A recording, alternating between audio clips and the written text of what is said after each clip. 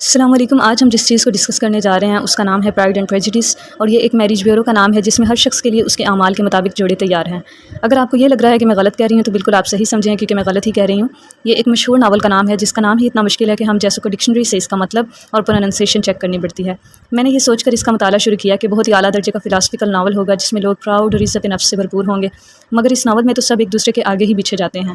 اس novel کو پڑھ کر مجھے پتہ چلا کہ زندگی کا سب سے بڑا مقصد کیا ہے، اور وہ ہے شادی کرنا۔ اس ناول میں جو اہم چیز سب سے زیادہ ہمیں نظر آتی ہے وہ ہے باتیں پلس گوسپ۔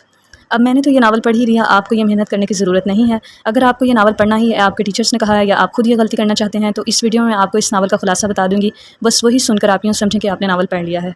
ناول اس طرح سے سٹارٹ ہوتا ہے کہ چارلز منگلی نیدر فیلڈ پارک میں آ جاتا ہے، اور وہ بہت امیر ہے، اس لیے اس گاؤں میں اور ایک گھر جو کہ بینٹس کے نام سے مشہور ہے اس میں خصوصاً ہلچل مچ جاتی ہے، کیونکہ ان کی 5 غیر شادی شدہ بیٹیاں ہیں، اور مسز بینٹ یہ اندازہ لگا لیتی ہے کہ ہر دولت مند شخص ہمیشہ بیوی کی تلاش میں ہی ہوتا ہے، اور وہ یہ بھول جاتی ہے کہ عورت بھی ایک دولت مند شخص کی تلاش میں ہی ہوتی ہے۔ مسٹر بینٹ اپنی طرف سے ایک بہت ہی بڑا ایڈونچر کھیلتے ہیں کہ گھر والوں کو بتائے بغیر ہی چارلز پنگلی سے مل کر آ جاتے ہیں۔ جب وہ یہ بات گھر والوں کو بتاتے ہیں تو حیرت ناک طور پر ان کو کوئی بیلن نہیں سہنا پڑتا، بلکہ صرف سوال ہی سہنے پڑتے ہیں، اور سب خوشی ہوتے ہیں کہ چلیں مسٹر بینٹ تو اب مل ہی آئے، اب شاید ہمارا بھی کوئی چانس بن جائے چارلز پنگلی سے ملنے کا۔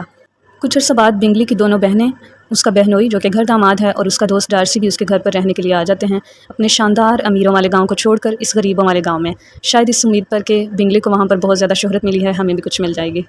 بینٹ فیملی کا ایک اور مسئلہ یہ بھی سامنے آتا ہے کہ مسٹر بینٹ کی پراپرٹی ان کی ڈیتھ کے بعد ان کی بیٹیوں کو وراثت میں نہیں مل سکتی، بلکہ خاندان کے کسی آدمی کو ہی وراثت میں جائے گی، یوں اس وجہ سے بھی ان کی بیٹیوں کا شادی کرنا اور بھی ضروری ہے۔ پھر ایک پارٹی ہوتی ہے اور اس دوران بنگلی کا دوست ڈارسی اپنی دولت اور اسٹیٹس کے غرور کی وجہ سے مسٹر بینٹ کی بیٹی الزبتھ کے ساتھ ڈانس کرنے سے انکار کر دیتا ہے، تو وہ یہ بات دل پر لے لیتی ہے، مگر کچھ ہی عرصہ بعد ڈارسی اپنے غرور سے ہٹ کر الزبتھ کو دیکھنے لگتا ہے، مگر اب الزبتھ مغرور ہے۔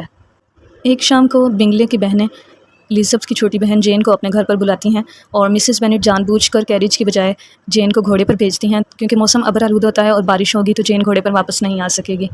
یہ چال کامیاب ہو جاتی ہے اور جین بارش میں بھیگنے کی وجہ سے وہاں جا کر بیمار ہو جاتی ہے، اور اس کا پتہ کرنے کے لیے الزبتھ کو بھی بنگلی کے گھر پر جانا پڑتا ہے۔ جین کے ٹھیک ہونے پر بھی مسز بینٹ کیریج نہیں بھجواتی، اور آخرکار الزبتھ اپنی بہن جین کو بنگلی کی کیریج پر ہی اپنے گھر واپس لے آتی ہے۔ ناول میں ایک اور کریکٹر وکم آتا ہے، اور وہ الزبتھ کو بتاتا ہے کہ وہ منسٹری میں جانا چاہتا تھا مگر اس کے پاس رقم نہیں ہے۔ ڈارسی کے والد نے اسے رقم دینے کا کہا، مگر ڈارسی نے وصیت کو تبدیل کر کے ساری رقم اپنے پاس رکھ لی ہے۔ یہ سن کر ہماری نہایت سمجھدار ہیروئن جو لوگوں کی باتوں میں جلدی آ جاتی ہے، بغیر تحقیق کے وکم کی بات کو سچا سمجھنے لگتی ہے اور ڈارسی کو اور زیادہ برا سمجھنے لگتی ہے۔ پھر ڈارسی الزبتھ کو پرپوز کرتا ہے تو وہ انکار کر دیتی ہے، کیونکہ وہ اسے مغرور اور خود غرض سمجھتی ہے۔ ڈارسی کے غرور کو ایک دھچکا لگتا ہے، اور ڈارسی ایک خط میں اسے ان باتوں کا جواب دیتا ہے جو الزامات الزبتھ اس پر لگاتی ہے۔ اس کا خط پڑھتے ہی ہماری نہایت سمجھدار ہیروئن اب ڈارسی کو اچھا سمجھنے لگتی ہے اور اس پر اعتماد کر لیتی ہے۔ پھر وکم بھی خود کو برا ثابت کروا کے ہی رہتا ہے، وہ اس طرح کہ وہ الزبتھ کی چھوٹی بہن لیڈیا کے ساتھ بھاگ جاتا ہے۔ اب مسز بینٹ جو کہ پہلی بڑی بیٹی کے لیے خود ایسے کاموں کی راہ ہموار کر رہی تھی، مگر وہ تو بچ گئی، اس بیٹی کی وجہ سے ان پر شرم، خوف اور غصے کے دورے پڑنے لگتے ہیں۔ وکم یہ خط بھیجتا ہے کہ وہ ان کی بیٹی سے تب شادی کرے گا جب وہ کچھ رقم اس کو بھجوا دیں گے۔ مسٹر بینٹ رقم دینے سے انکار کر دیتے ہیں، اور ڈارسی یہ رقم ان کو بتائے بغیر وکم کو دے دیتا ہے، یوں ان کی شادی ہو جاتی ہے۔ اب الزبتھ ڈارسی کے پرپوزل کو قبول کرنے کے لیے دل و جان سے بےتاب ہے، مگر وہ پرپوز کرے تو پھر کی بات ہے، کیونکہ اس کی چھوٹی بہن کی وجہ سے ان کا خاندان بدنام ہو چکا ہے، اور ڈارسی کا دشمن وکم ان کا بہنوئی بن کر ان کے خاندان کا حصہ بن چکا ہے۔ مگر یہ مارکا بھی سر ہو ہی جاتا ہے، کیونکہ ڈارسی کا پرائڈ اور الزبتھ کا پریجڈس ختم ہو چکا ہوتا ہے۔